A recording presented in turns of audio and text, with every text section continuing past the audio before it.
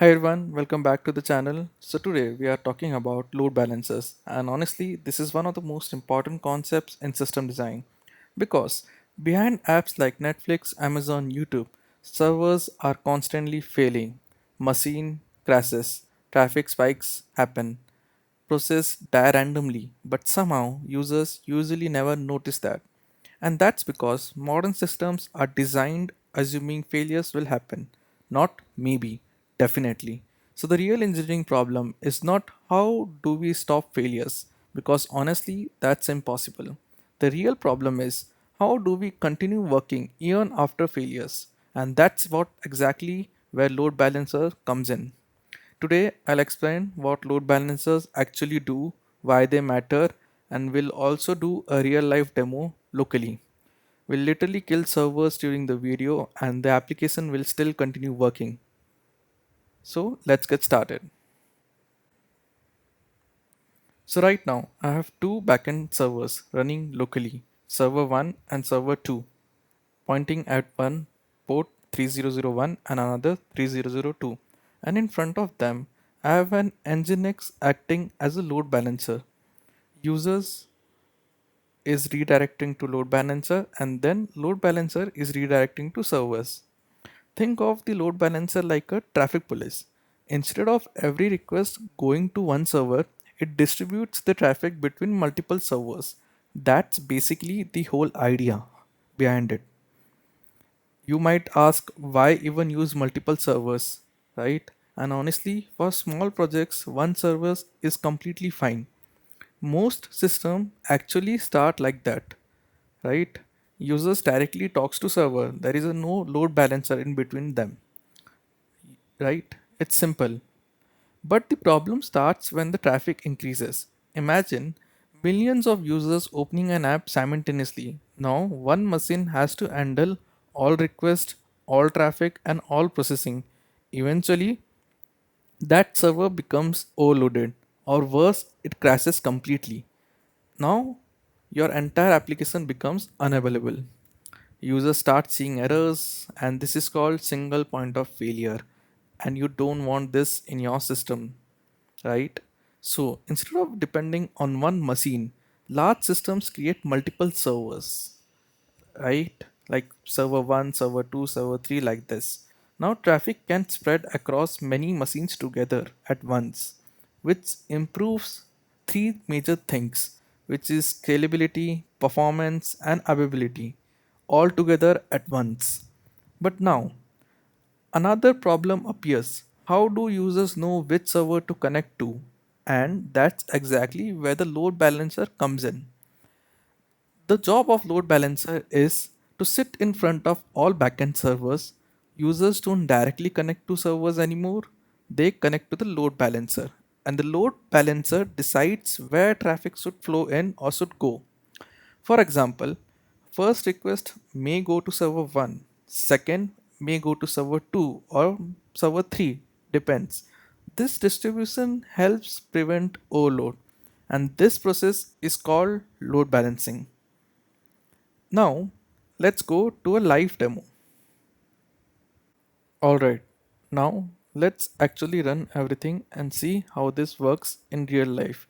And honestly, once you see the flow visually, load balancing becomes super easy to understand. So I'll give you a quick project overview. So this is my VS Code.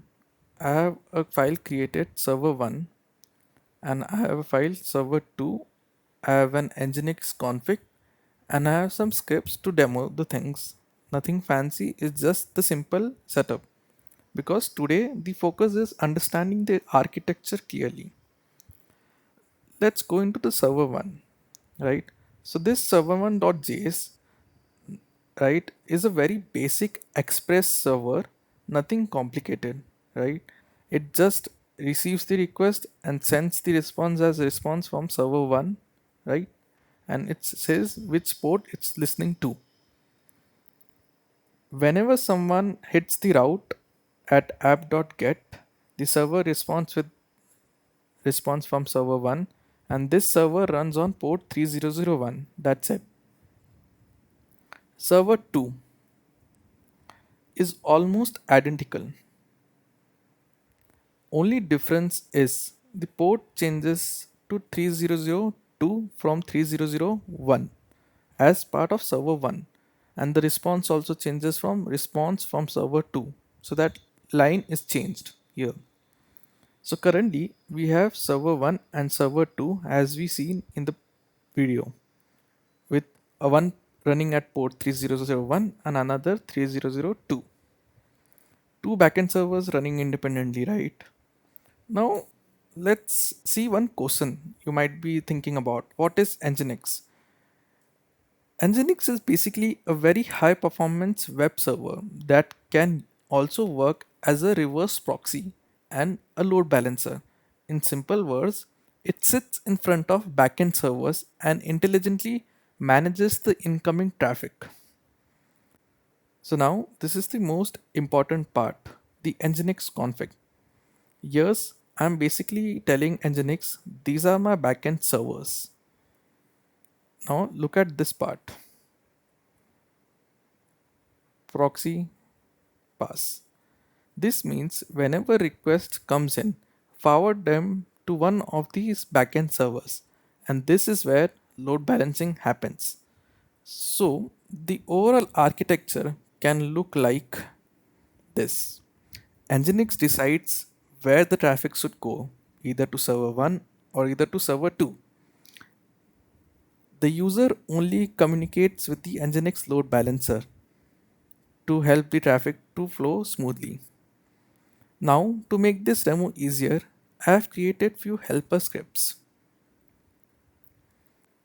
which is one which starts both of my server at once.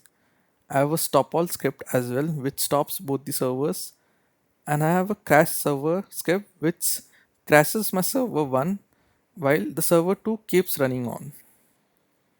So now to demo it, I'll run those scripts. So I'll first run all the servers, the two servers which we have.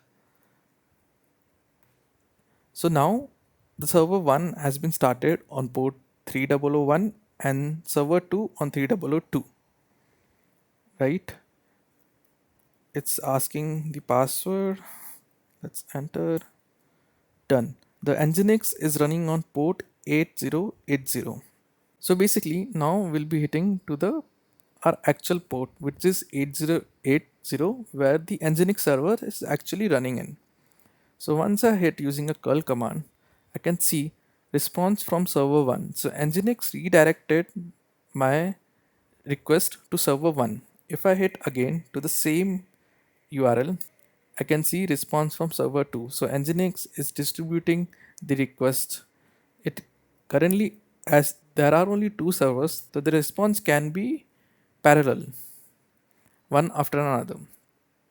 Now let's see one thing. I'll crash the server 1. So I just simply need to call my crash script for server 1, and it simulates on failure on server 1. Now if I'll hit the same curl command, it will only redirect to server 2 because that's the only server which is actively running at Nginx ports. So basically Nginx is actively distributing traffic between backend servers. Why this matters? Now imagine millions of users opening an app simultaneously. If every request hits one machine, that server becomes overloaded very quickly, right? So instead of depending on one machine, system spreads traffic across multiple servers. So that was a quick demo for you. Now, in real world systems, these aren't just two servers, there can be hundreds, sometimes thousands. Companies like Netflix, Amazon, Uber, or YouTube all rely heavily on load balancers because at large scale, server failures are completely normal, not exceptional. And honestly, this is one of the biggest mindset shift in software architecture. Good systems are not systems where nothing fails. Good systems are systems designed assuming failures will happen. So this is the bigger picture where load balancer helps systems distribute traffic, avoid overload, improve availability, and survive all the failures all at the same time. So the next time an app continues working during an outage or heavy traffic, remember there is a lot of architecture working behind the scenes. And honestly, that's what makes distributed systems interesting. If you really enjoyed this type of practical system design content, consider subscribing and do like the video. I'll keep breaking down software architecture and system design concepts like this. See you in the next one.